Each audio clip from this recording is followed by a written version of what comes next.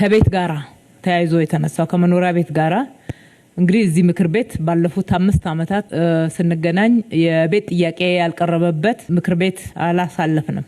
እኛም አመራሩም በየደረጃው ያለው ማህበረሰብ ስናወያየው ከቤት ጋራ ተያይዞ ያሉ ጥያቄዎችን ያነሳል።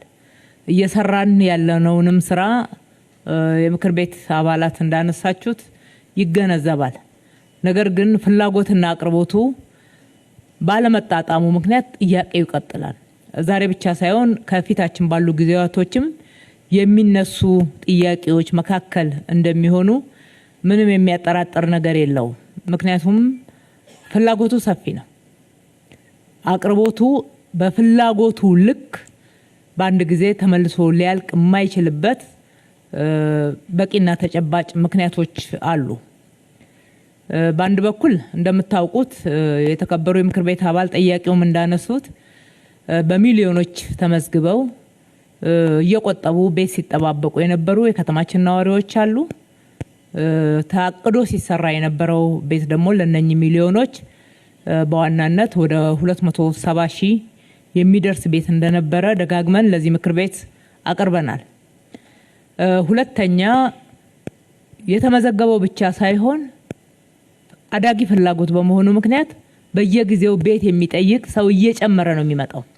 ወደ ከተማችን በስራ ፍለጋም የሚመጣው በማህበረሰቡ ውስጥም ወጣቱ ራሱን ችሎ መኖር ሲገባው በዛ እድሜ በሚደርስበት ሰዓት ወጥቶ መኖር ይፈልጋል። ቤት ጥያቄ ይቀጥላል። ቀድሞም ባይመዘገቡም እንኳን ቤት ጥያቄ ደግሞ ማህበረሰቡ ውስጥ ያላቸው ጥያቄ ያላቸው ሰፊ ናቸው። የመንግስት ሰራተኛው ቁጥር በየጊዜው እየጨመረ ነው ያለው። የመንግስት ሰራተኛውንም ጨምሮ የቤት ፍላጎት አለ ማለት ነው። እነኚህን ሁሉ ፍላጎቶች አቻችለን በተጨባጭ ምላሽ እየሰጠን የምንሄድበት መንገድ ከስትራቴጂ አንፃር አቅርቦትን መጨመር ነው የሚል ነው የተከተልነው። አሁን እሱን ማስታወስ ስለሚያስፈልግ ነው። የቆጣቢዎቿን ብቻ ከውስጡ ነጥለን እንድንመልሳለን ብንል ማህበረሰባችን ጋር ያለውን ጥያቄና ቅሬታ በተሟላ ሁኔታ አይመልሰው። እሱ አንዱ ጥያቄ ነው። ስለዚህ የማህበረሰባችንም ጥያቄ ማንንም ወደ ኋላ ይተው ልማት እንዳይሆን ልማታችን እንዴት አድርገን ነው ምን መልሰው የሚል የ10 አመት ስትራቴጂ ተቀርጦ ከዛ ውስጥ የ5 አመት ያንዱን ዙር አሁን ጨርሰናል። እሱ የታደረሳችሁት የሚል ማህበረሰቡም በየደረጃው እየጠየቀን ያለው ምክር ቤቱንም ጥያቄ በዛ ደረጃ ነው መረዳው።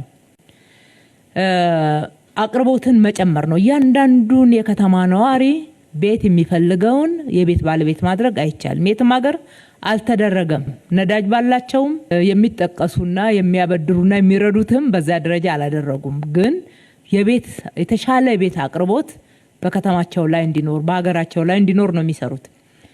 ከዚህ የተነሳ 5ቱን ስትራቴጂዎች ቀርጸን እዚሁ ምክር ቤት አጸድቀን ስራ ስንተገብረው ቆይተናል። አንደኛው መንግስት በጀት መድቦ የሚሰራበት አግባብ ነው።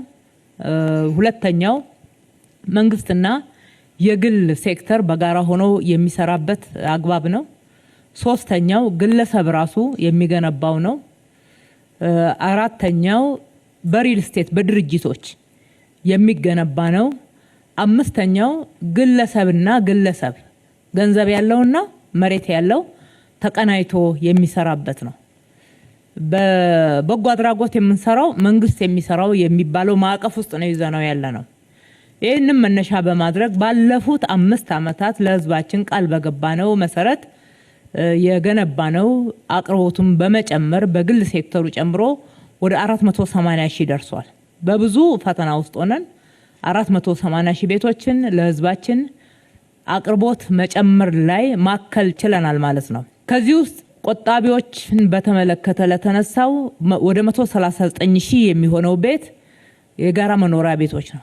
ግማሾቹ ከለውጡ በፊት የተጀመሩ ናቸው። የተወሰነ ስቴፕ ላይ ደርሰው ቆመው የነበሩ፣ ሌሎቹን ደግሞ የጋራ መኖሪያ ቤቶች ይሰራበታል ተብለው ውል ተይዞባቸው በተለያየ እክል ምክንያት በወቅቱ ሳይሰሩ የቆዩትን እንዲሰሩ በማድረግ አጠቃላይ በጋራ መኖሪያ ቤቶች 139 ሺህ ያክል ቤቶችን አጠናቀን ለቆጣቢዎች ማድረስ ችለናል።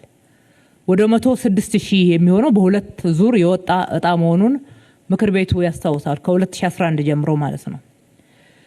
ከዛ በቀጣይነት ደግሞ ይሄ ቀበሌ ቤት እየፈራረሰባቸው ያሉ ዜግነት ክብራችንን በማይመጥን ደረጃ የሚኖርበት የፍሳሽ ማሳለፊያ እንኳን የሌለው መጸዳጃ ቤት የሌለው ወይም ካለው ደግሞ በሰልፍ ሰው የሚጠቀምበት ሁኔታን በጣም የባሰበትን የነጠልን ወይም ደግሞ ቅድሚያ እየሰጠን ማህበረሰቡንም እያሳተፍን እነሱን በጥገና ጀመርን። በጥገና ከከተማ መሬት አጠቃቀም አንፃር ብዙ የሚያዋጣ ሆኖ ስላላገኘ ነው ወደ ህንጻዎች ቀይረን በህንጻዎች ግንባታ ወደ 46000 ቤት አድርሰናል። ቤቱ ፈርሶ የተሰራላቸው ብቻ አይደሉም እንዲገቡበት የተደረጉት የልማት ተነሺዎችም የገባሉ። በየደረጃው ደግሞ ያሉ ቅድሚያ ሊሰጣቸው የሚገባ ለማህበራዊ ችግር የተጋለጡ አረጋውያን የሆኑ በለተለያዩ ችግሮች የተጋለጡ የሀገር ባለውለታዎችንም ጭምር ግልጽ በሆነ መስፈርት አስቀምጠን ስናቀርብ ቆይተናል። ሌሎቹን በክራይ መልክ ነው የሰራነው። ልክ ክራይ ቤቶች እንደሚያቀርበው አይነት ቤት ገንብተን በክራይ እንዲከራይ በተመጣጣነ ዋጋ የሚከራዩ ቤቶች እንዲጨመሩ ነው ያደረግነው። ሌሎቹ ደግሞ ቅድም ሳነሳው እንደነበረ በበጀታችን የባንክ ብድር ማግኘት ስላልተቻለ የባንክ ብድር ለማግኘትም ከተማው በጋራ መኖሪያ ቤቶች ግንባታ ሂደት የነበረበት እዳ ተመልሶ እስካልተገባደደ ድረስ ብድር ለማግኘት አልቻልንም። ይሄ ደግሞ ተጨባጭ ሁኔታ ስለሆነ እሱም መክፈል ላይ ነው ትኩረት ያደረግነው። አንዳንድ ቤቶችንም ስናስተላልፍ እንከፍላለን፣ ከበጀታችንም ጭምር ስንከፍል ነው የመጣ ነው ማለት ነው። በነበረው ብልሹ አሰራር ከፋይ ማን እንደሆነ ያልታወቀ እዳው ግን የከተማ አስተዳደሩ በሰጠው ዋስትና መሰረት የመክፈል ግዴታ ያለበት እንደነበረና ከ60 ቢሊዮን በላይ እዳ ተረክበን እዚህ ምክር ቤት በየጊዜው ሪፖርት ስናቀርብ ነው የቆየ ነው። ከፍተኛ ወለድ ጭማሪ ስላለው እዳ አሁንም አላለቀም፣ ግን ክፍያችን 60 ቢሊዮን ደርሷል። አሁን 60 ቢሊዮን ያክል መልሰናል። በየጊዜው የሚወልደው እዳ አለ። እሱን ጨምሮ አሁንም ቢሆን ወደ 30 ቢሊዮን እዳ አለብን። እሱን ለመጨረስ ጥረት እያደረግን ነው። ስለዚህ ምንድነው ያደረግነው? እንደ ድሮ ከባንክ ብድር እየወሰድን ቤት መስራት አልቻልንም። ከባንክ በዚህ ለውጥ ዘመን ያገኘናት ትንሽ ገንዘብ የነበሩትን የጋራ መኖሪያ ቤቶች ማስጨረሻ ነው ያደረግነው። አሁን የጀመርናቸው ቤቶች በመንግስት ትሬጀሪ ነው፣ በከተማው ገቢ ነው የጀመርነው። ቆጣቢዎችን እንዴት አድርገን በመንግስት ገንዘብ ወይም ደግሞ በመንግስት በጀት የተገነቡ ቤቶችን መክፈል የሚችሉበት አግባብን እንዘረጋለን የሚለው ከንግድ ባንክ ጋራ ተነጋግረንበት አሰራሩ ላይ ወደ መግባባት መተናል። ስለዚህ አሁን እየተሰሩ ያሉት ቤቶች አንደኛ በቁጥር ስንት ናቸው፣ ሁለተኛ የትኞቹ ናቸው ለቆጣቢዎች የሚደርሱት ከሚለው ጥያቄ አንፃር በመንግስት እየሰራን ያለነው በመንግስት በጀት ከትሬጀሪ በወጣ ገንዘብ እየገነባን ያለነው ወደ 50,000 የሚደርሱ ቤቶች ናቸው። በመንግስትና የግል አጋርነትም የተጀመሩት 120,000 እንዲጀመሩ ከተዋዋልናቸው ውስጥ 55,000 የሚሆኑት ተጀምረዋል። በድምሩ ወደ 105,000 በግልና መንግስት አጋርነት ወደ 55,000 ናቸው። ሲደመር ወደ 105,000 የሚደርሱ ቤቶች ተጀምረዋል። እነኚህም ቤቶች የምናደርገው የመጀመሪያው ቅድሚያ የምንሰጠው ለቆጣቢዎቹ ነው። ቆጣቢዎቹ የአሁኑ ዋጋ በሚመጥን መንገድ መቆጠብ እንዲችሉ የቤቶች ኮርፖሬሽን በየጊዜው እያሳሰበን ያለው ውይይቶችም ተደርገዋል። የዛሬ 15 ዓመትና 20 ዓመት በቆጠቡት ዋጋ ይሄን ቤት ማቅረብ አይቻልም። ነገር ግን ደግሞ መክፈል የሚችሉት እንዲሆን ታስቦበታል ማለት ነው። አንደኛ ቅድሚያ የምንሰጠው እሱ ነው።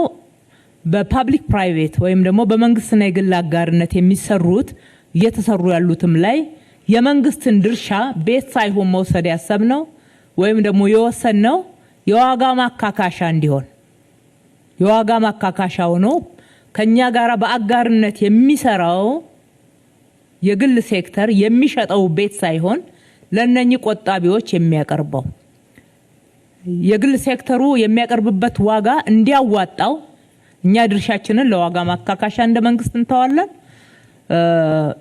የግል ሴክተሩ በተለየ ሁኔታ ጉዳት ሳይደርስበት በጣም ጠባብ ፕሮፊት ማርጂን ሆኖ ቆጣቢው ደግሞ አፎርደብል የሆነ ቤት ማግኘት እንዲችል እየሰራን ያለነው እነኚህ እንግዲህ ከ40 እጅ እስከ 95 እጅ የደረሱ ቤቶች አሉ። ምናልባት ምክር ቤቱ በሚቀጥለው ክትትል ማየት ከቻለ አቃቂ ወርቁ ሰፈር ተብሎ የሚጠራ አካባቢ ላይ እየተጠናቀቁ ያሉ ቤቶች አሉ። አሁንም አቃቂ ገላንጉራ ላይ እየተጠናቀቁ ያሉና በስፋትም እየተጀመሩ ያሉ ቤቶች አሉ። ቱሉ ዲምቱ ወደ ማጠናቀቅ ደረጃ ላይ ያመጣናቸው ቤቶች አሉ። ገርጂ በተመሳሳይ ሁኔታ እየተጠናቀቁ ያሉ ቤቶች አሉ። እንደዚህ ይያል እዚህም 7 ደረጃ አካባቢና ደጃቹ ባይ አካባቢም የሚሰሩ ቤቶች አሉ። አሁን ደግሞ በቅርብ ቀን መርካቶ ቅጠል ተራ አካባቢ የጀመርናቸው ቤቶች አሉ። እነሱ በአብዛኛው የአካባቢ ሰው የሚገባበት ነው የሚሆኑት። እንደዚህ ይያል ችግሩን ለማቃለል እየሄድን ነው። በዚህ ብቻ ሳይሆን በተጨማሪ እየተሰራ ያለው በማህበርም ተደራጅተው እንዲሰሩ እድል ተሰጥቷል። በማህበር ተደራጅተው እንዲሰሩ ከተደረገው ውስጥ በ2018 ወደ ግንባታ የገቡትን ብቻ ለማንሳት 119 ማህበራት ወደ ግንባታ ገብተዋል። በእነኚህ 119 ማህበራት 13630 ቤቶች ናቸው ግንባታ የተጀመሩት። መሬት በነፃ ነው የምናቀርበው። መሰረተ ልማት በነፃ ነው የምናቀርበው። እስከ ሳይት ድረስ የሚደርሰው ቤቱ ላይ የሚሰራውን መሰረተ ልማት ብቻ ነው ማህበራቱ ወጪ የሚያወጡበት። ይሄ እንዳለ ሆኖ ከዚህ ውስጥ የተለያዩ ማህበራት በተለይ ቆጣቢዎች ወደ 13000 የሚሆነውን ይሸፍናሉ ማለት ነው። የተቀሩት የመምራን ቤቶች ናቸው የተጀመሩት። የመምራን ቤቶች ከ630 በላይ ቤቶች ወደ ግንባታ ገብተዋል። የተረፉት ደግሞ በዝግጅት ሂደት ላይ ነው። እኛ መሬቱን አዘጋጅተናል ከኮንትራክተር ጋርና ከመሳሰሉት ጋራ ሂደትን መጨረስ ላይ ነው የሚገኙት።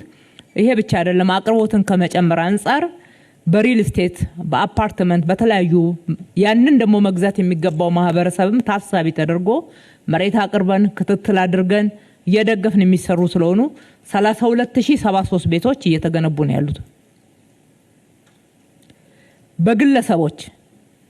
በግለሰቦች የራሳቸውን ቤት የሚገነቡ ግለሰቦች ማለት ነው 20000 ቤቶች እየተገነቡ ነው ያሉት አሁን ስራ ላይ ያሉትም ማለት ነው።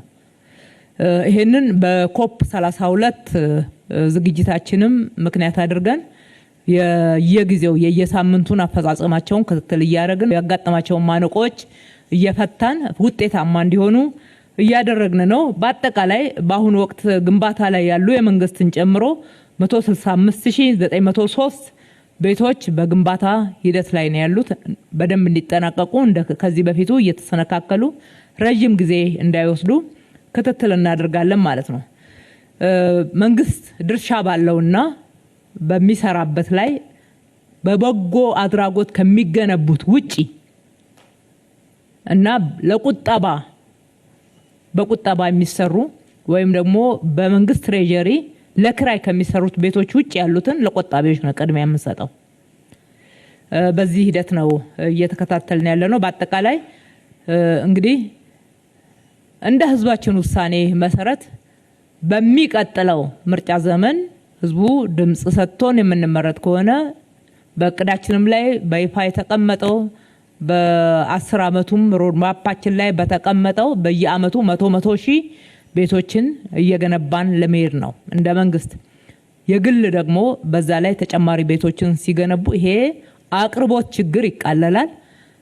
አሁንም ውጤቱን ካየነው እስካሁን ድረስ በተሰራው እውነቱን ለመናገር ከተማው ላይ የቤት አቅርቦት ላይ በተለይ የሪል ስቴት ቤቶች ሽያጭ ላይ የገበያ መረጋጋት ታያላችሁ። ለክራይ የሚቀርቡ ቤቶች እንዳሉ መመልከት ችለናል። በሌላ በኩል ደግሞ ብልሽት ያለባቸው አሉ እሱ እንዳይቀጥሉ ክትትል ማድረግ መንግስትም ሬጉሌት ማድረግ ኃላፊነቱን ይወጣል በዚህ መንገድ ነው የምንሰራው